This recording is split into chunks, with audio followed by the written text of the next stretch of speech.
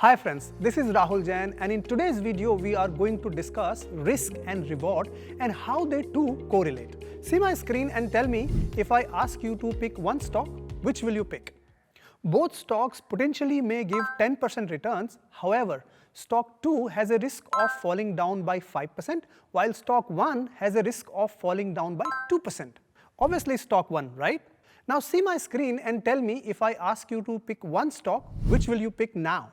Both stocks potentially may fall down by 5%. However, stock 2 can potentially give returns of 10%, while stock 1 may potentially go up by 5%.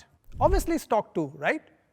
And this brings me to an important concept that investors use called risk versus rewards.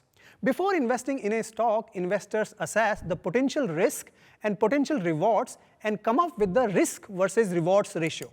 So in our example 1, the risk versus reward ratios are for stock 1, 2:10, stock 2, 5:10. In example 2, the risk versus rewards ratios are stock 1, 5:5, stock 2, 5:10. Lower the risk versus rewards ratio, better it is. And what you see in this chart is we need to pick stocks like stock number 4 and avoid stocks that are like stock number 2. Now comes the question, how to calculate potential risk and return values for a stock at any given point in the time.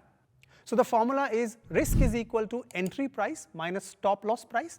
Returns is equal to target profit price minus entry price. Entry price is the price at which an investor wants to buy the stock. Stop loss price in this case will be the price of the stock at which the investor holding the stock will choose to sell it to prevent further losses. And target profit price is the price that the investor is expecting the stock price to rise. At this price, the investor will sell the stock and book profits. As you can see, every investor may have different stop loss price, target profit price, and entry price. The risk-reward ratio may be different for different investors. However, there are various methods that investors use to arrive at these prices. For example, one of the methods is to use the previous 52-week lowest and highest price. An investor may set the stop loss price equals to previous 52-week lowest price and may set the target profit price equals to previous 52-week highest price. So in summary, using risk-rewards ratio, investors can assess various stocks and can make investing decisions knowing the potential risk and potential rewards. I hope you found this insightful. I'll see you in my next video.